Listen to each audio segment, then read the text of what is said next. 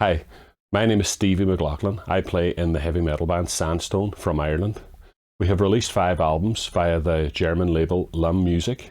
I have also released a solo album of my own where I played all the instruments and did all the production and vocals, and that was received quite well. I have recently been in touch with the Northern Ireland Arts Council, and they have very kindly offered me funding to make a video.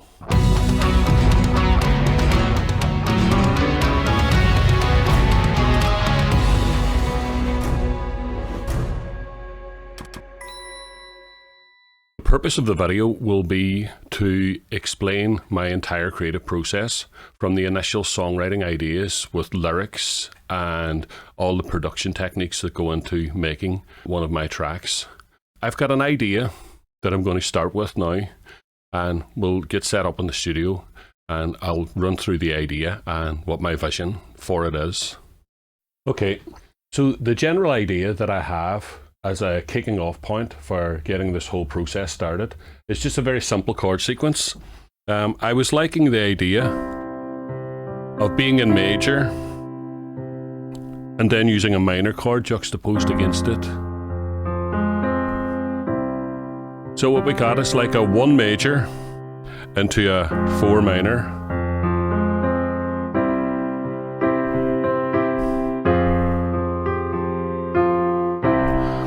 It's a common enough chord sequence that you would hear maybe in a movie soundtrack, and that's one of the things I like about it. It's got quite an epic nature to it. So the tune that's been running around in my head for the last couple of weeks that I've been thinking about to work over this chord sequence goes something like this.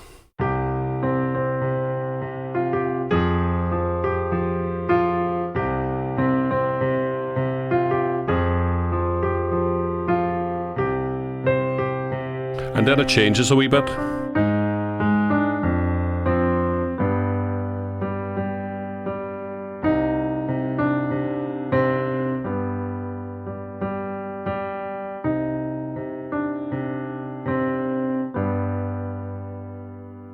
So at the end there, it kind of has a sound like it either modulates to G major or C minor. I'm not quite sure. Just depends what way, I suppose, you interpret it. But I like the sort of mirror effect of it where we end up on a G major, which sort of is pulling us right back to the C.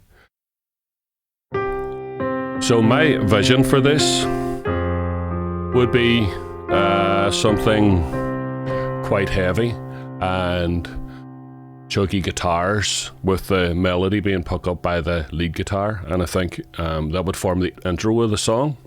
I also think that it might make a good chorus for the song. And so what I was thinking about doing is maybe having a more cut back, less heavy version during the verses and have the vocal melody maybe an octave lower so that when the chorus comes in, all the heavy guitars come in and the vocals go up an octave, which will give it its lift. It's quite a simple format for a song.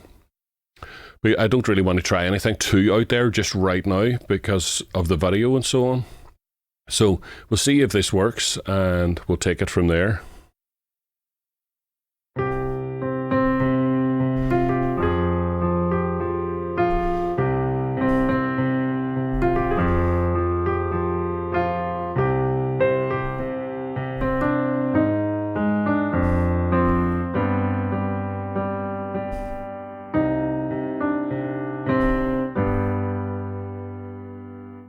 Here in my DAW of choice, which is Reaper, which is a very inexpensive but very powerful digital audio workstation, I've set up a couple of tracks to act as templates, which involve drums, bass, lead guitar, and 2 rhythm guitars panned hard left and right. I'll show you what instruments I'm using as we use them. So for starters, I'm going to make a simple placeholder drum track, which I can loop, and it'll just give me something that I can play along with in order to try out the different ideas that I have in my mind for this song.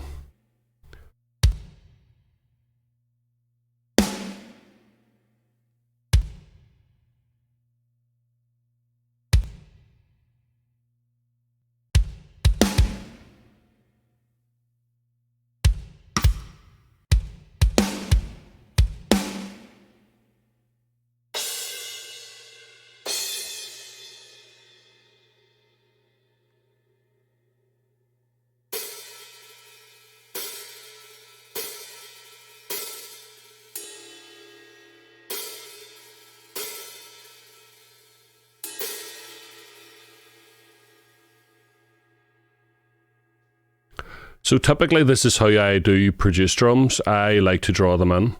I start off quite basic, making very broad strokes. And then over time, I add more and more detail and more dynamics to the drums until I feel that they're getting the feel that I need. But in the meantime, just to get our sketches down on tape so that we can hear what we have, I think that drum beat is probably perfect for us. So we'll stretch that out for a good number of bars. And we'll start adding the guitars and bass to the tracks. My drum samples of choice are Perfect drums. One of the reasons I like it is because out of the box it sounds so good, but it also has a sampler section. And in the sampler section I add extra samples of my own that don't come with it. So I've got, for example, taiko drums and cymbal rolls and things like that. Things that I tend to use quite often in my tracks for a bit of extra dynamics. In the mixer section, each of the individual drum parts is mixed out to corresponding tracks within Reaper. And that gives me the ability to add things like dynamics and EQ to the individual drums. And for that, I like to use MixHub by CLA Waves. Another thing that's worth mentioning is that on the master bus of the drums, we have parallel compression. I use FabFilter Pro C2, and the parallel is set to 50%. And then after that, there's a clipper just to make sure that there's no clip signals on the master bus coming out from the drums. It just helps generally with my gain staging. I'm set up now with my beloved Solar guitar.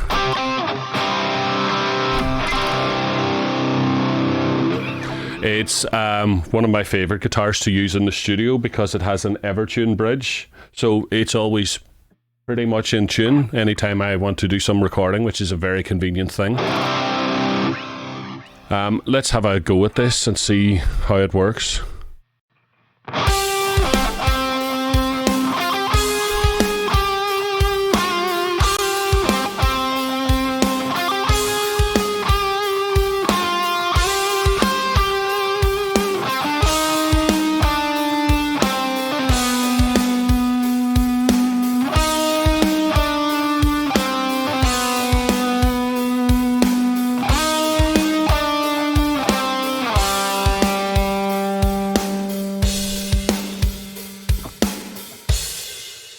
Okay, I think that'll work for us.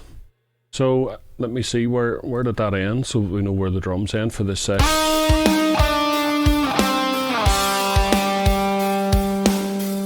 Yeah, I think the drum should end there. My guitar parts are recorded directly into a Focusrite Scarlett 18i20, and I use Helix Native for all the guitar and bass parts. This is my lead patch. It has some dynamics at the start, a distortion pedal into the litigator amp, and I use 2 IRs. The IRs are by 3 Sigma. The pitch is not currently engaged, and then I have delay.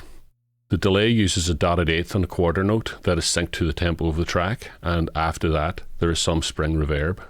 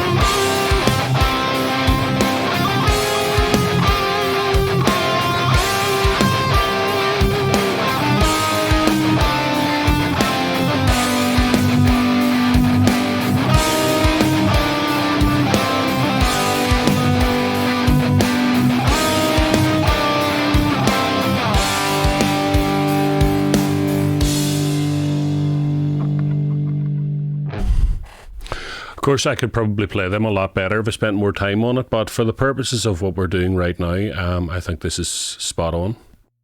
On the rhythm guitars, I use a very simple patch that is basically just an amp, the rev generator red, and it goes into an IR, which is ML Sound Labs, the best IR in the world. And it really is the best IR in the world. So far, I haven't found anything that I like better than it as a starting off point anyway. The two guitars use identical patches and they're panned hard left and hard right. The bass guitar also uses Helix Native. I separate the bass guitar onto two separate tracks from the host. One is just a DI of the guitar that uses some dynamics. The second track has dynamics on it, a distortion pedal to really make it dirty, an Ampeg amp, and various EQs afterwards just to get the sound that I'm looking for. And when the two sounds are combined together, you get the depth of the DI guitar and the grit and dirt of the distorted guitar. Okay, let's put some bass guitar on.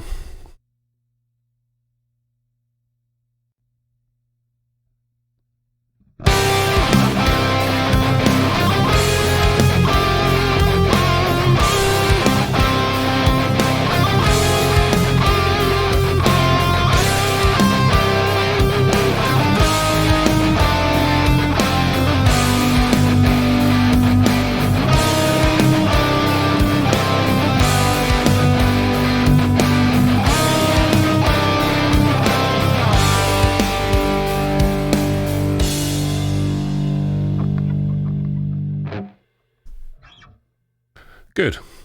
So I think on listening to that back now, I think it needs some keyboards to really spice up and pop the lead guitar melody. So I'm going to use a keyboard patch that I've been using for a long time and I really love it. And there's a story behind it, so I think I'll talk about that now. So quite some time ago, I watched a video of Devin Townsend doing something very similar to what I'm doing right now and following the entire creative process of recording a song on his home setup. And I noticed in that he always has a Korg Triton because there's a patch on it that he can't live without because he uses it on almost all his songs. I wanted to get something similar, but I didn't have access to a Korg Triton at the time, so I thought I might be able to get something close with an M1. And that's what I came up with. It turns out it doesn't really sound like Devin Townsend's patch at all, but I really like it and I use it quite a lot on my tracks, but that's where it comes from. It's a bit of a Devin Townsend ripoff.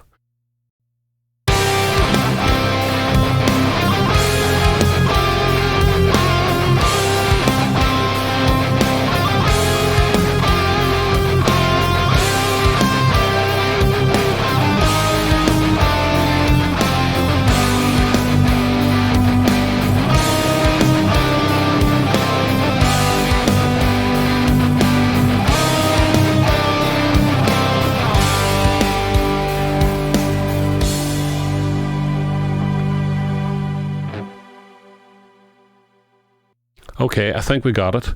The one thing I wasn't quite sure about is at the very end of the keyboard track, I play a major chord. I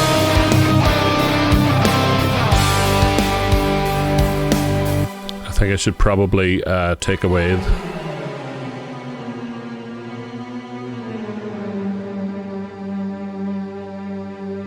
yeah.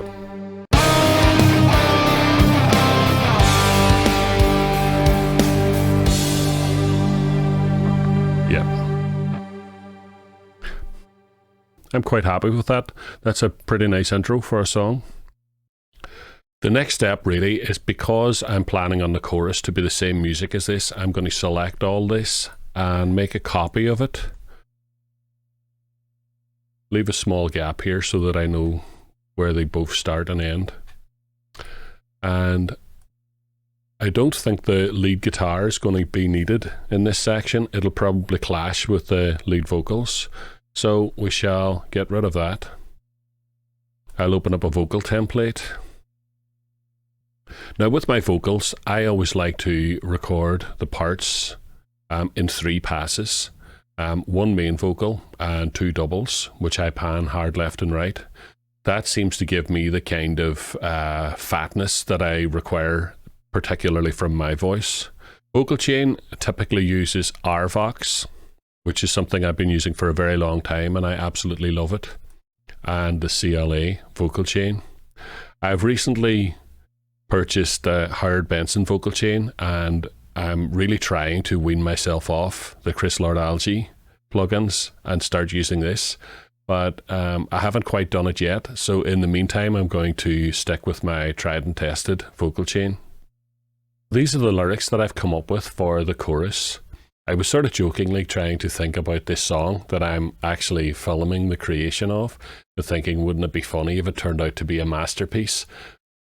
So that's what got me with the idea of a perfect work of art.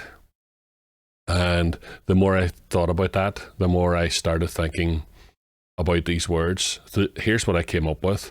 You could light a fire in my heart, a perfect work of art, a transcendent counterpart. I think the transcendent counterpart is just basically designed to rhyme with heart and art, and I couldn't think of anything else, but it sounds cool. And then the change at the end that goes into the other key, I just kept hearing this kind of sort of long syllable words that fitted over the top of the guitar part. No confrontations, no revelations. So at the moment, I'm not quite sure what the song is about. I'm sure I'll work that out. But as we put more and more lyrics into the song, I start getting a better idea what the song might be about, and I might revisit these parts and rework them. That's something that I typically do quite a lot, just use placeholder vocals just to get something recorded so that I can then listen to it, react to it, and develop it from there. So I'll have a go at singing these parts now.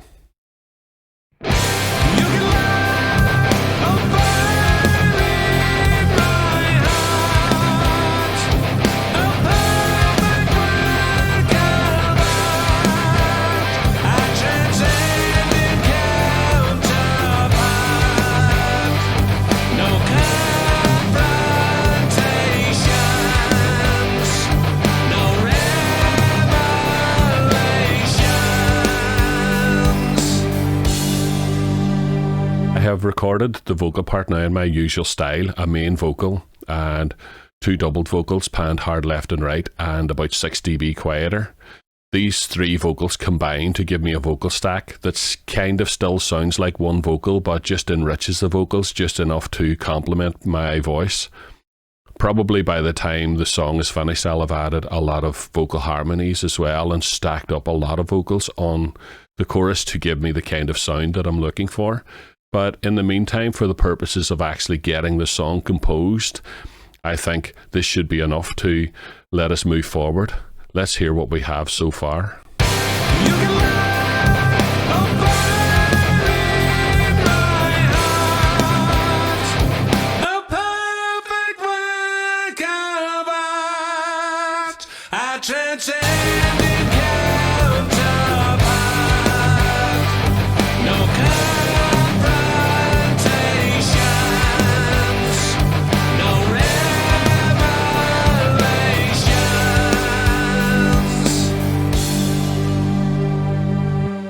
So the next step in this process now would be to start work on the verses. I said before that my plan is to have the verses a quieter version of this. So we'll take away the heavier guitars, maybe replace them with a clean guitar and bring down the dynamics in the drums and sing the vocal melody an octave lower in this section. So let's move on to that section now. Let's move this verse that we just created off into the distance so that we've got room for the verse. And I'm going to create a small new drum part for this section.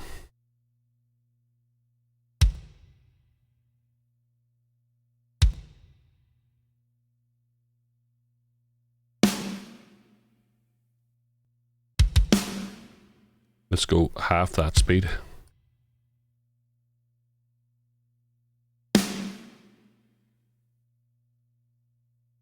The half closed hi-hats.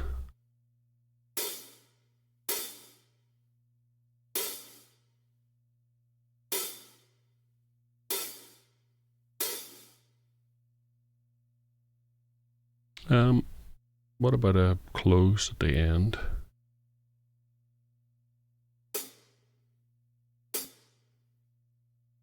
What have we got so far?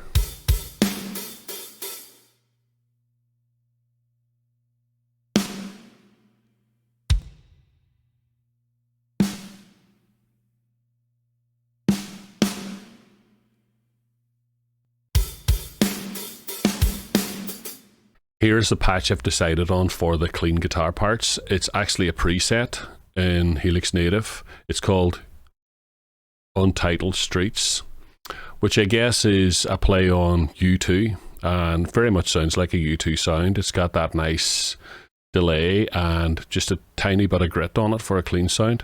So I quite like that, and that's what I'm going to use for this song. So I'm going to loop the drum part for a while and see if this U2 sound can give me some inspiration for something to do in the verses.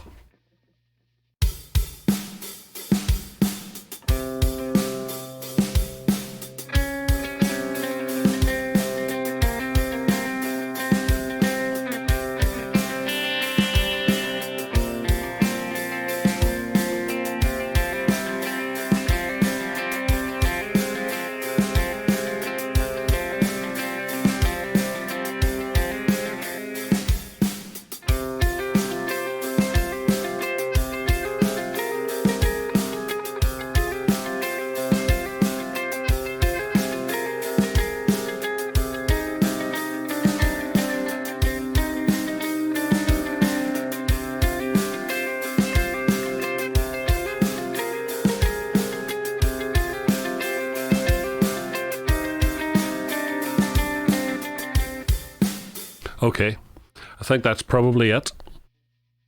Take the loop off.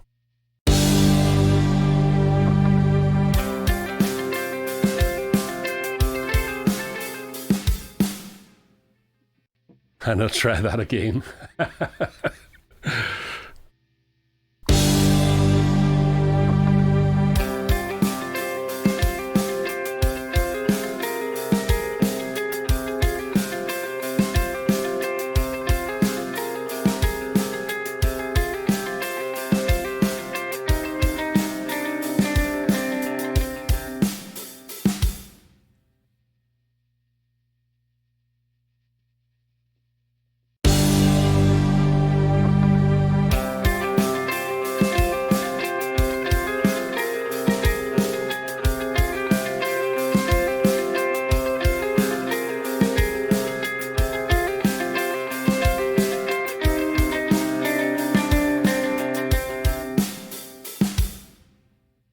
And I'll try the same with the bass now and just loop the section that I've recorded and see what I can come up with for the bass guitar.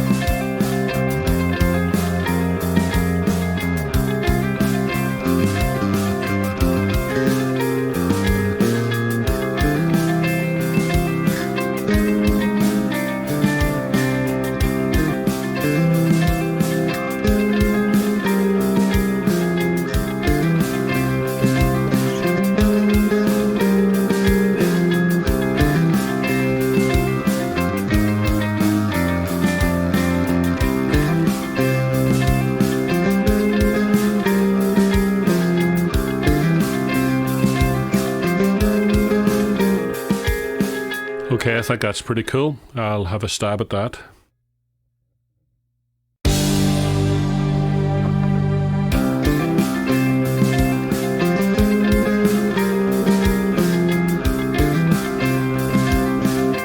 Yeah, I think I'll add an extra note on it there.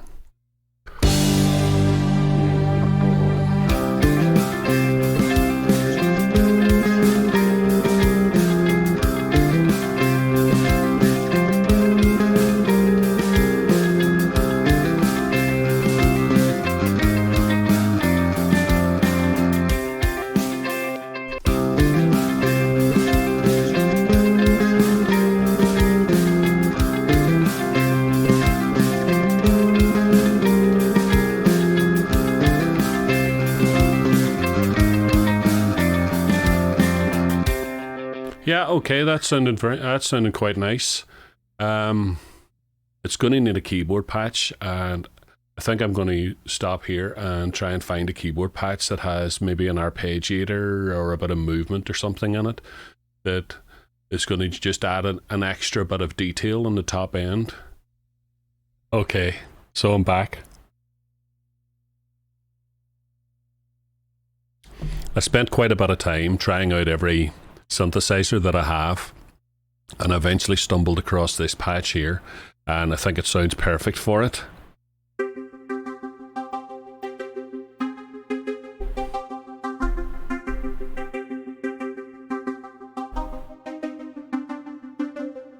So it's an Omnisphere patch. It's a preset called Anticipation of Energy 1.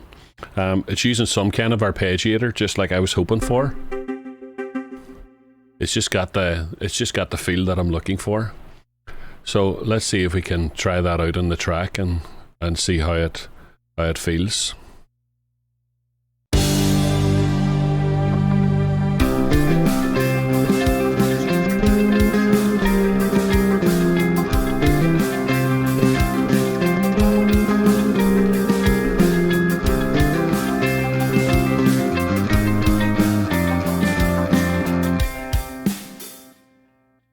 It's nice and subtle, but it just adds exactly what I was hoping for. See if we can arrange this now into something that resembles a verse. I think probably because it's quite a long section, it probably only needs to repeat twice.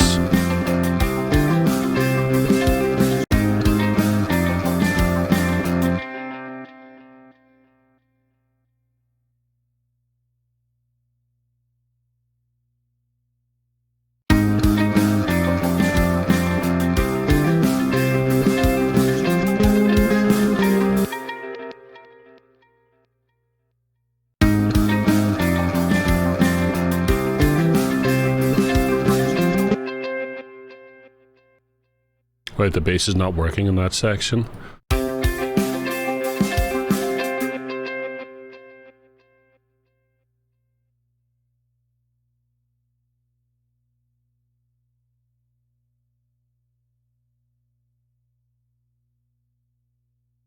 So I'm going to have to record new bass there. And then we'll pull this verse, or this chorus, sorry, over, and we'll see how it transitions.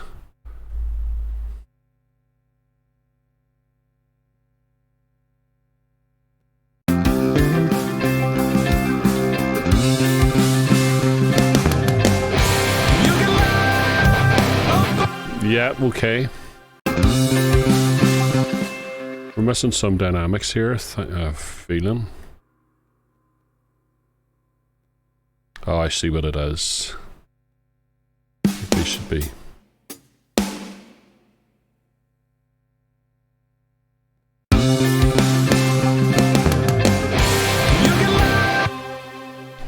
Yes.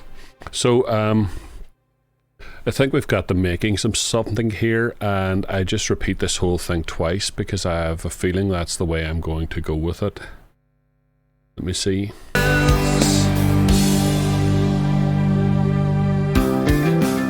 Yeah. Okay, so I think it's now time to come up with some vocal melodies and lyrics for the verse section. So here are the lyrics that I've come up with for the verses, verse 1 and verse 2. I started stumbling across the idea that maybe the song is about regret. It's about the regret of not understanding that you had something good until it's gone. Of course, this is a bit of a cliche. People have written about this idea for a long time, but I try my best all the time not to be afraid of just letting yourself go and doing things. There's always reasons to self-edit. This has been done before. This is not very original, but I think in order to be creative, you just have to do it. Maybe all these lyrics are placeholders, and maybe I'll come back and rewrite something else that is a bit less cliched, or maybe I'll just continue nitpicking at this song and changing it line by line until I'm happy with it. But I think the important thing is to get something done and not procrastinate about it. So what we've got here is, could have been, An exalted masterpiece, a strident press release. How was I supposed to know? So then again, we're talking about this idea that it would be quite funny if this song turns out to be a masterpiece.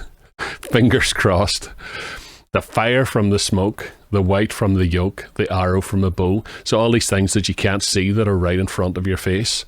Could have been a crowning once and for all, a flawless curtain call, an authentic nevermore, the after from before, the ocean from the shore, and the silence from the roar. And I think it's quite obvious here as well that I used a rhyming dictionary to help me, because there's quite a lot of very obvious rhymes in it. But this will get us started, and then we will have something to react to. I think the most important thing is to actually get something recorded so that you can react to it and think of ways to improve it. Let's try and record that now.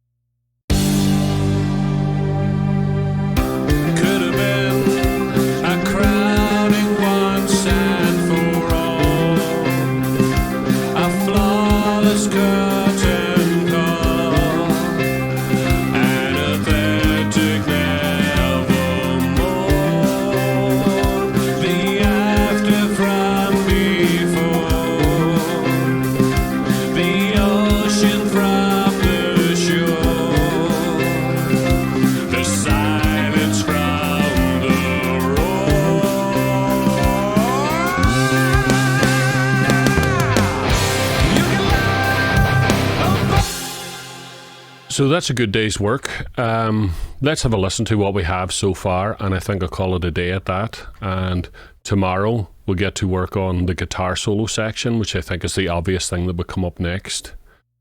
I'm hearing the song being a sort of a song that's in sections. It's got this section, the first section, and then it'll have a section that has a guitar solo and an orchestra breakdown, because I'm planning to do some orchestration parts in this, and then it'll go into a very heavy progressive part before it slows down into a ballady section that leads up to the final guitar solo. So that's what I'm working with at the moment. I imagine it's probably going to be about 10 minutes long by the time it's finished. So far, what do we have? 65 bars. Let's have a listen to it and see how it feels.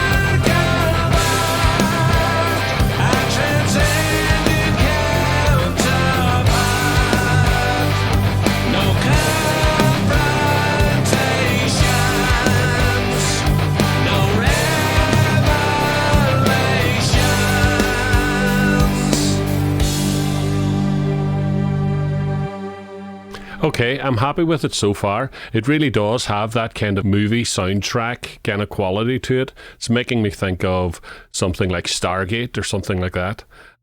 So I'm digging it. That'll do for now. And if anybody watched this to the end, absolutely kick ass, man. And I'll see you in the next episode.